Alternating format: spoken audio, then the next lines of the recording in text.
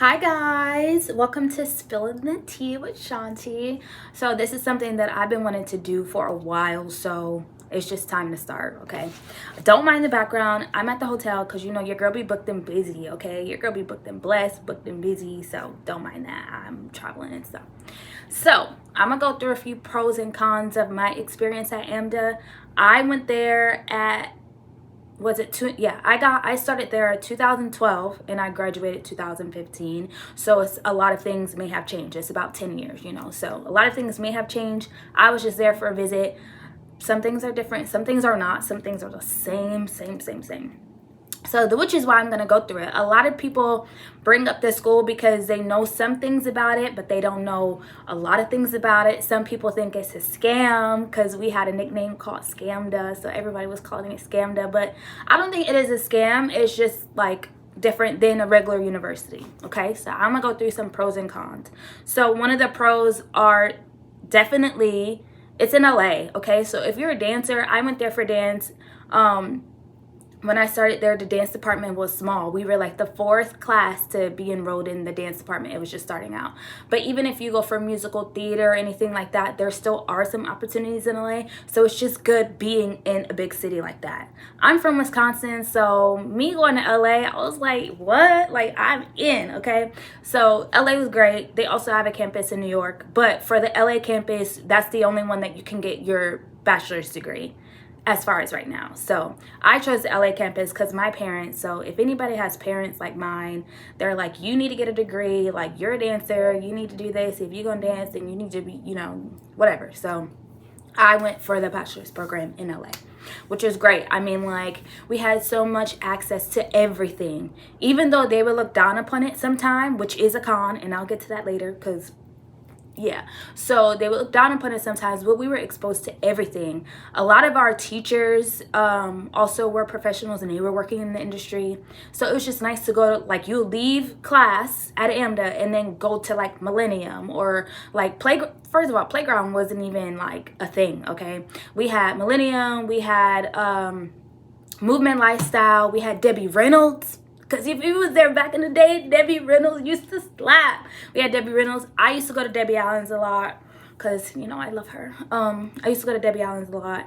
And then we had The Edge. The Edge was good too. So there was so many other, like, technical classes, like whatever you wanted. There was everything there. Nowadays, it's like, it's only like hip hop and heels. But back then, like being in LA in the dance scene, it was like, oh, you can go to ballet, then you could take hip hop, then you could go take tap, and then now it's not really quite like that. So that was one of the pros, just being in LA in general. Another pro is some of our teachers, as I mentioned before, some of our teachers were also working professionals. So it was great just to be in class with them. Some of them were a lot. I'm not gonna lie, some of them, I'm not gonna name any names in this video, but some of them were a lot, and I was just like, yo, chill. But a lot of them were working in all aspects. Some of them did TV and film. Some of them were choreographers for TV and film. Some of them were on tour. So it would be days when they'd be like, oh, like, hey, your teacher, Matthew, let's just say Matthew. Hey, your teacher, Matthew, like, he just booked a tour, so he won't be in today. We'd be like, okay, great. Like, day off for us. But it was just nice to know that, you know, it just makes it feel good. Like, you're learning from people who are where you want to be. So it was great. A lot of them helped us. A lot of them got assigned with agents and stuff like that. And they were just willing to be supportive. Some of them were just willing to be supportive, and it was just awesome because they were retired. They've already had their prime, so it wasn't like they were competing with us. Yeah, we were the new generation, but they were like, okay, it's my time to give back. It wasn't like they were competing with them. For some of them, others, they would try to compete. Okay, and when we get to the cons, we'll go through that. So number 3 is just the training in general. Okay, so I remember my first day. So when you get accepted, they always like, your first day is like an audition. I'm just like, okay, whatever. Like, I'm pretty sure I'm gonna get, you know, I'm gonna roll up to my first class and it's just gonna be like regular class. No, your first class was literally an audition. And from my very first day at Amda, I was like, okay, I have to make sure I put my best foot forward. Sometimes I was slacking, not gonna lie, but it just kind of made you want to push even more, knowing that you're gonna go, you're gonna line up, you need to be presentable. If you're not presentable, you're gonna get called out. So it just made me, it made my level of professionalism just high, like skyrocket. Like I was on another level by the time I graduated, or even by the time I went to any audition like outside of school, or even now when I go to auditions, I'm like, all right, I already know, because I've already been trained. I got scared the life out of me, so I already know how to be presentable, to come in. Even, and then sometimes we would do audition workshops where you come in with your resume, you're ready, you know, hair pulled back, or whatever the class is, like how to dress appropriately for class, how to look for class, what makeup works better for you, or what things look good on you, you know. So they really helped us with a lot of that. So I don't have no makeup today, but anyway, I would say definitely learning from the very first day how to be professional. How do you walk in? You know, first of all, I was always late, but I mean, it took me some time. Sometimes I was on time and I was ready, but even the days I was late, I was like, I already know. Like I would go in and get straight to it. You know, it's just how you walk in and be a true professional. You walk in, your head's up, you already know what you're doing. Like, you know, like everything's tidy, everything's clean. Like they would get on us about like, you need to show up and you need to be ready. Like, you know, like slick, if it's ballet, slick back. Like everything was super strict. So I do really appreciate that, because nowadays I go to an audition and I be ready, okay? Slaying for the gods, okay? Like even if I don't know the choreo, I'm confident. And I do thank Amda for that, okay? So Amda, if you're watching, I do thank you for that, okay? So another pro is that they offered other courses. So aside from my main major, which was dance theater, we also had musical theater classes, vocal lessons, and then we also had business classes, which was great. Like how to manage your money, how to manage your funds, because so as you all know, like being an entertainer, sometimes it may be like you work for maybe 6 months and then you're off for like a year or 8 months or whatever the time is for the contract. So a lot of the work that we do is contracted. So for the rest of the year, we're not working, or we have to find another job. So it was nice to have a business class to learn what things to invest in, like how to budget your money, like what other streams of income can you get to help you when you do have that off season, or if you get injured, like what things can you do. So it was great. Like I really do appreciate having that class, because before, you know, like I was just like, okay, if I get booked, I'm blessed, boom, like I'm making my money, and then so what happens after your contract?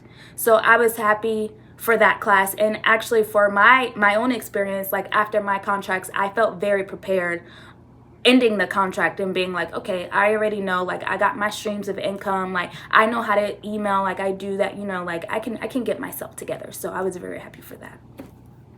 Another thing is email etiquette, like how to craft an email if you want something. So for instance, like we always have things in the industry, like okay, maybe you're in town and there's an invited call, but you just want to see if you can get into the invited call. You know what I'm saying? You found the email you want to see. So there's a way that you need to craft that email. And maybe they will respond, and maybe they will be like, okay, sure, you can come in, because the email is crafted properly or it's professional. So I was very grateful for that. Or there may be times when like you can't make it, and you're like, hey, can I send you a video? Like, here's my profile, here's my headshots, here's my resumes. Like, you know, everything is in order. So I really am thankful for email etiquette, because some people still don't have email etiquette. Now that sometimes I'm in a position where I receive emails or I receive people inquiring about different opportunities, I'm like, okay, hold up. Like, this is not how you ask, okay?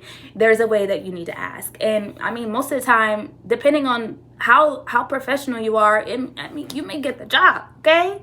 So, yes. I felt very prepared for the real world. I think I touched that already, but I felt very prepared. We went through like how to craft your headshot, how to craft your resume, dance reels. So when I was in school, like dance reels were a big thing, because like every agency, they wanted to see your dance reel. Like they wanted to see it. I mean, they may see you in class, but they wanted to know how you are on stage. How do you perform? Because you in class, or you like in front of them in an audition, is different from how you perform. So they wanted to see a reel, like a show reel or a dance reel, or if you're an actor, like voiceover or acting reel, like they wanted to see that. And I am very grateful, like at Amda, they literally took the time. We had like 2 or 3 days, and we went to different spots in LA, and we filmed our reels, you know, and they would give us pointers. I mean, professional choreographers will come out and like help us if we needed to. Photographers, like we had like a makeup team, but they made sure that we were good, and they really prepared us for success as best as they could. Because I mean, like, some people won't go that far, but no shade, but some people don't go that far. But I'm just saying, you know, they really prepared us for that. So I'm really happy for that.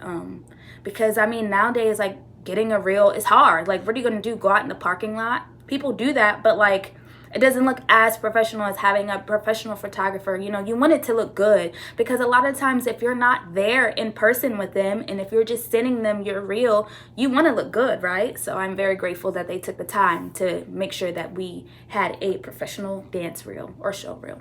So moving on to some of the cons. If you don't know, Amda is, I guess, what you would call a trimester school. So we pretty much go to school year round.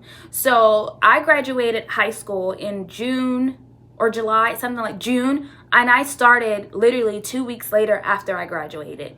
I started in the summer season. So that could be a pro or a con for some people, because if you want time at home, or if you want the summer off, like, you would be delayed. You can take the summer off, but you would just be delayed. So you won't graduate with the class that you were, like, you started with.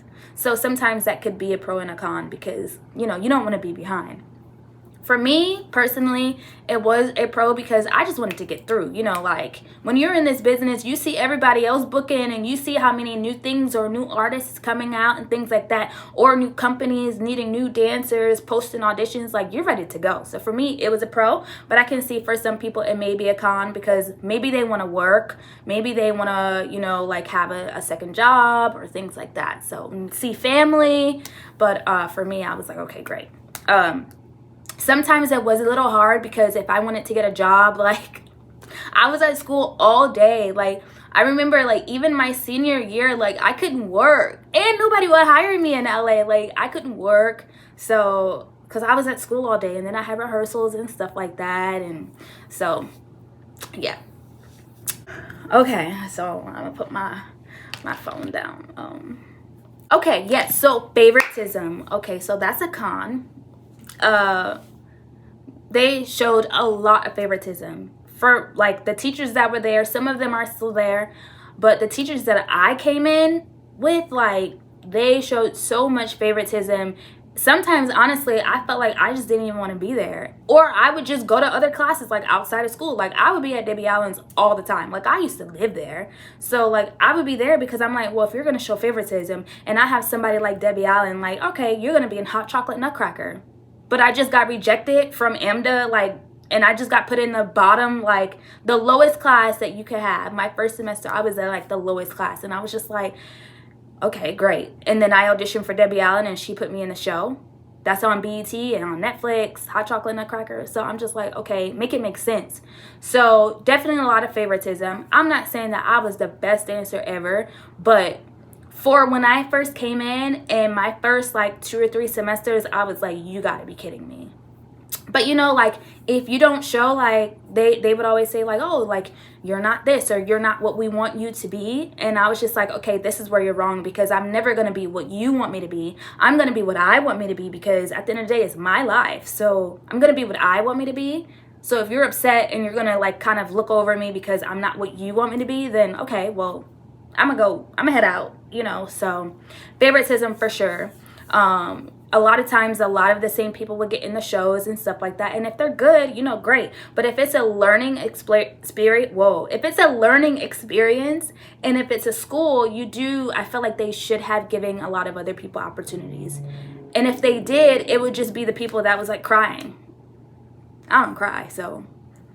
But favoritism honestly happens everywhere. It's just a little upsetting, and you feel a little discouraged when it's the school you go to. So you're trying to exceed and excel and trying to advance, trying to learn the material that you need to advance and be successful in your career, and they're not even looking at you, or they're just kind of looking over you. So, I mean, sometimes it would be, like, a little disheartening, but then you get fulfilled.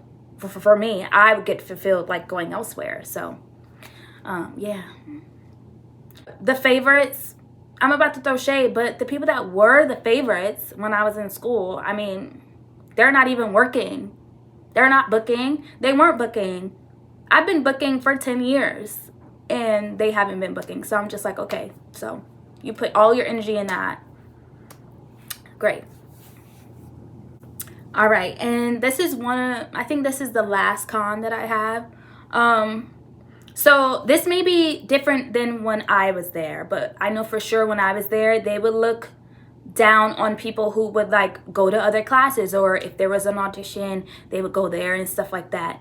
And I feel like if you want to like we had people in my class that were Laker girls. We had people that would like book a weekend gig. Like I was booking weekend gigs and stuff like that. So, and then sometimes they would look down on that. When I got Hot Chocolate Nutcracker with Debbie Allen, they were like, why are you doing this? And I'm just like, well, you didn't put me in the winter show. And I like performing. That's why I'm here at this school. So I'm going to find, if you're not going to give me what I need, if I don't feel fulfilled here, I'm going to go elsewhere, you know. So they would just kind of frown on it. I don't know how it is now. Maybe they do encourage people to like go out, take classes, things like that. But like when I was there, they would be, because I remember one time we had some class. I think it was like our film class or something. And I was like, oh, sorry, like I'm going to be on set on Grey's Anatomy today. So like I won't be able to make it. They're like, okay, well, we're going to have to dock that and you're going to have a lower grade. Okay. I don't care. I'm going on Grey's Anatomy. Like, that was my favorite show. I'm going on Grey's Anatomy. Okay. So it was just stuff like that. And I'm just like, okay. Like I said before, like some teachers were like, okay, let me push you. Like, you know, very supportive. So I'll catch you on the next time with Spilling the Tea with Shante. I have a lot on my chest, as y'all can see. So I got some more things coming. So make sure you hit the subscribe button and like, comment if you want any more suggestions or if you have any more questions. So let me know.